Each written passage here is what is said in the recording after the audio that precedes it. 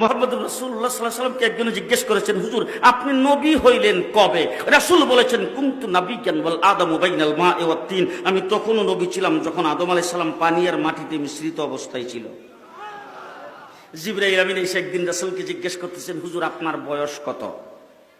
রাসূলুল্লাহ সাল্লাল্লাহু আলাইহি ওয়াসাল্লাম জিবরাইলকে জিজ্ঞেস করতেছে, জিবরাইল আমার বয়স পরে বলবো, আগে বলো তোমার বয়স কত? কিছু আছে কিছু, আগে বলো তোমার বয়স কত? জিবরাইল আমিন কো, হুজুর আমার ডেট অফ বার্থ জানা নাই। বুঝেন নাই? ডেট অফ বার্থ আমার জানা নাই, তবে একটা ঘটনা যদি আপনার কাছে বলি, এটা দিয়ে হিসাব করে আপনি আমার বয়স কত এটা বের করতে পারবেন। আপনারা কাহিল হয়ে গেছেন মনে হয়, কথা শুনতেছেন?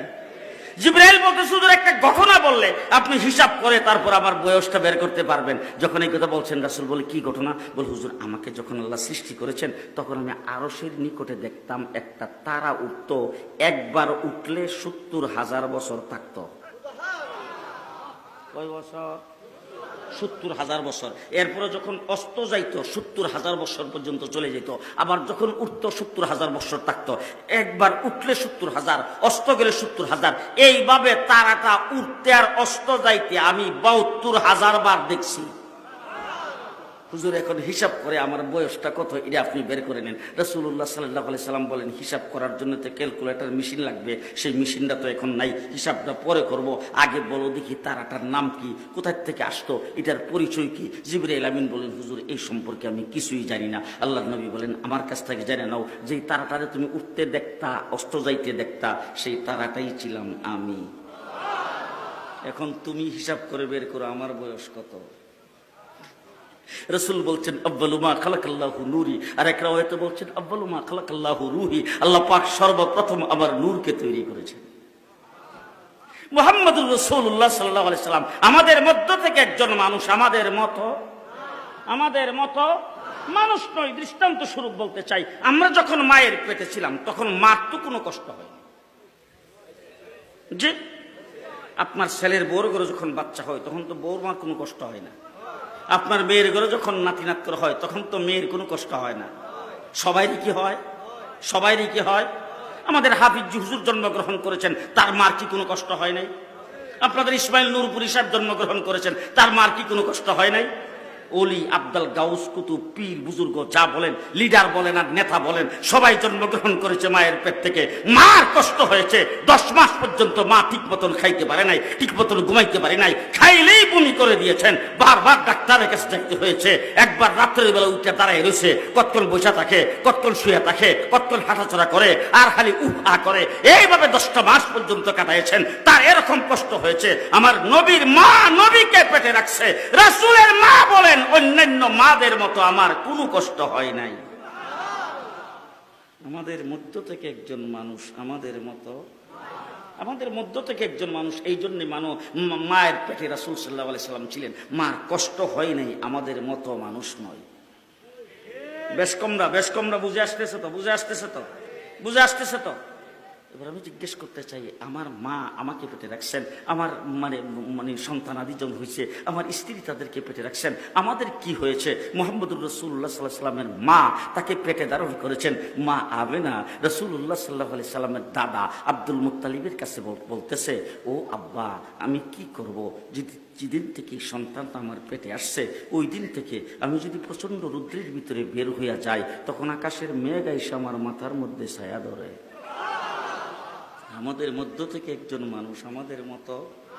মা আমেনা বলেন, ও শ্বশুর আব্বা আমি কি করব, যেদিন থেকে সন্তান আমার পেটে আসছে ওই দিন থেকে আমি যদি কুয়ার থেকে পানি উঠাইতে যাই দেখি কুয়ার পানি উতলাইয়া কুয়ার পারে এসে আমার জন্য অপেক্ষা করে। হুজুর আকরাম সাল্লাল্লাহু আলাইহি ওয়াসাল্লামের মা আমেনা বলতেছেন, ও শ্বশুর আব্বা আমি কি করব, যেদিন থেকে সন্তান আমার পেটে আসছে ওই দিন থেকে আমি যখন ঘুমাই তখন স্বপ্নে দেখি বিবি আসিয়া, বিবি মারিয়াম আকাশের তারকাগুলি ঝুঁকে আমাকে সালাম করতেছে, চন্দ্র সূর্য আমাকে সালাম করতেছে।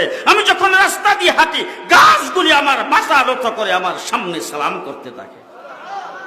আমাদের মধ্য থেকে একজন মানুষ, আমাদের মতো। রাসূলাম মিন আনফুসিহিম। খুব ভালো করে বুঝেন, মুহাম্মদুর রাসূলুল্লাহ সাল্লাল্লাহু আলাইহি ওয়াসাল্লাম মায়ের পেটের থেকে জন্মগ্রহণ করেছেন, আমরাও মায়ের পেটের থেকে জন্মগ্রহণ করেছি। আমার আপনার যেইভাবে ডেলিভারি হয়েছে, রাসূলেরও ঠিক সেইভাবে ডেলিভারি হয়েছে। এই দৃষ্টিকোণ থেকে রাসূল আমাদের মধ্য থেকে একজন মানুষ। কিন্তু আমি যখন ডেলিভারি হয়, আমার বড় গরু যখন ডেলিভারি হয়, তখন মার কষ্ট হয় কিনা? ডেলিভারির সময় কষ্ট হয় কিনা? কষ্টে অনেক মা সহ্য করতে না পেরে তার সিজার করতে হয়, অথবা অনেক মা মারাও যায়। কিন্তু আমার রাসূলের মা হযরতে আমিনা বলেছেন, আমি মুহাম্মদকে ডেলিভারি করেছি, তার ডেলিভারির সময় আমার কোনো কষ্ট হয় নাই।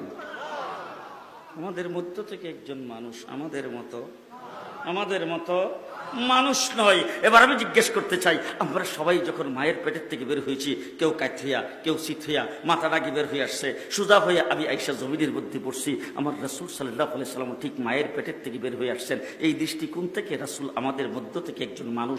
কিন্তু রাসূল সাল্লাল্লাহু আলাইহি সাল্লাম আমাদের মতো পৃথিবীতে আসেন নাই, তিনি সেজদারত অবস্থায় আগমন করেছেন। এই দিক থেকে রাসূল আমাদের মতো মানুষ নয়। ভালো করে বুঝে, বেশকমরা বুঝছেন, বেশকমরা সহিহ সিরাতে মুস্তাকিমের উপর যারা আছে, তারা রাসূল সাল্লাল্লাহু আলাইহি সাল্লামকে যেভাবে মানলে রাসূলকে হক আদায় করে মানা হবে, সেইভাবে মানে। এই জন্য রাসূলকে আমরা মানুষ মনে করি, কিন্তু আমাদের মতো মানুষ মনে করি না। কথা কি বুঝে আসতেছে? এবার আরো দৃষ্টান্ত স্বরূপ শোনেন। আমিও মায়ের পেটের থেকে জন্মগ্রহণ করেছি, আপনারাও জন্মগ্রহণ করেছেন, মুহাম্মদুর রাসূলুল্লাহ সাল্লাল্লাহু আলাইহি ওয়াসাল্লামও জন্মগ্রহণ করেছেন। আমার রাসূল সাল্লাল্লাহু আলাইহি ওয়াসাল্লাম যেদিন মায়ের গর্ভ থেকে জন্মগ্রহণ করবেন, ওই দিন ঘরের মধ্যে আলো জ্বালাইবার মতো কুপিতে তেল ছিল না। মা আমেনা বলেন, মুহাম্মদ তুমি যেদিন জন্মগ্রহণ করেছো, তুমি খালি মায়ের পেটের থেকে বের হয়েছো, আমার ঘরটা সূর্যের মতো আলোকিত হয়ে গেছে। আমাদের মধ্য থেকে একজন মানুষ আমাদের মতো মানুষ না। এবার আমি যেই ঘরে জন্মগ্রহণ করেছি, আমাদের দেশে সেই ঘরটাকে আউস ঘর কয়, সডি ঘর, কথা কয় না। এটার মধ্যে সবসময় খালি সুগন্ধ, না ধূপ জ্বালাইতে হয়, আগরবাতি, স্প্রে, ঘরের কিনার দা কেউ গেলেই, ঠিক কিনা কন? আমার মা হুজুর আকরাম সাল্লাল্লাহু আলাইহি সাল্লামের মা রাসূল সাল্লাল্লাহু আলাইহি সাল্লামকে জন্ম দিয়েছেন। হুজুর আকরাম সাল্লাল্লাহু আলাইহি সাল্লামের মা বলেন, যেদিন থেকে রাসূল সাল্লাল্লাহু আলাইহি সাল্লাম জন্মগ্রহণ করেছেন, যেই মুহূর্তে রাসূল বের হয়ে আসছেন, আসার সাথে সাথে গোটা ঘরটা মেশকে আম্বরের চাইতে সুগন্ধিতে পরিণত হয়েছে। আমাদের মধ্য থেকে একজন মানুষ আমাদের মতো মানুষ নয়। আরো শুনেন, মুহাম্মদুর রাসূলুল্লাহ সাল্লাল্লাহু আলাইহি ওয়াসাল্লাম জন্মগ্রহণ করেছেন, আমরাও জন্মগ্রহণ করেছি। আমাদের মধ্য থেকে একজন মানুষ আমাদের মতো মানুষ নয়। বেশকমরা আরো একটু শুইনা যান, কতটুক বেশকম। ও আমার ভাইরা, মুহাম্মদুর রাসূলুল্লাহ সাল্লাল্লাহু আলাইহি ওয়াসাল্লাম মায়ের পেটের থেকে আসছেন। আমি যখন মায়ের পেটের থেকে বের হয়েছি, আমি দুনিয়াতে আসার পরে আমাকে ভালো করে গোসল করাইতে হয় নাই। আমার শরীরটা রক্ত পানি দিয়ে মাখা ছিল, দুর্গন্ধযুক্ত পানি আর রক্ত ছিল। আমাকে ভালো করে সেবলন দিয়া, ডেটল দিয়া, ভালো সাবান দিয়া, গন্ধরাজ সাবান দিয়া আমাকে গোসল করাইয়া, তারপর নরম তোয়ালে দিয়ে আমাকে কোলে নিতে হয়েছে। আমার নবীও মায়ের পেটের থেকে জন্মগ্রহণ করেছেন। আমাদের মতো মানুষ নয়, তার প্রমাণ হলো রাসূল পৃথিবীতে আগমন করেছেন মায়ের পেট থেকে। কে যেন রাসূলকে মায়ের পেটের থেকেই গোসল করাইয়া ক্লিন করে বের করে দিয়েছেন। আমাদের মতো মানুষ নয়। ভালো করে বুঝেন, মুহাম্মদুর রাসূলুল্লাহ সাল্লাল্লাহু আলাইহি ওয়াসাল্লাম জন্মগ্রহণ করেছেন, আমরাও জন্মগ্রহণ করেছি। একই কায়দায় আমরাও পৃথিবীতে আগমন করেছি, রাসূলও আগমন করেছেন। কিন্তু বেশকমটা কতটুকু ভালো করে দেখেন। আমি যখন মায়ের পেটের থেকে বের হয়েছি, আমার নাভির সাথে মায়ের নায়ের সংযোগ ছিল।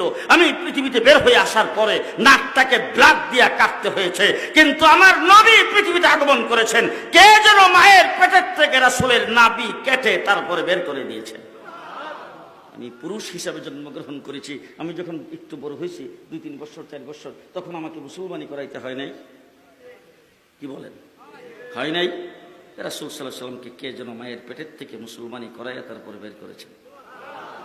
আমাদের মধ্য থেকে একজন মানুষ আমাদের মতো মানুষ নয়। মুহাম্মদুর রাসূলুল্লাহ সাল্লাল্লাহু আলাইহি ওয়াসাল্লাম, সেই নবী সম্পর্কে আল্লাহ বলছেন, সবচাইতে বড় নিয়ামত, সবচাইতে বড় ইহসান তোমাদের উপর করেছি, ওই নবীকে তোমাদের জন্য প্রেরণ করে। শেষ কথা আমি আপনাদের সামনে যেটা বলতে চাই, নবীর সাথে লাইন যদি লাগান, তাইলে আপনার জীবন কামিয়াব হবে, আপনি পরিপূর্ণ মুসলমান।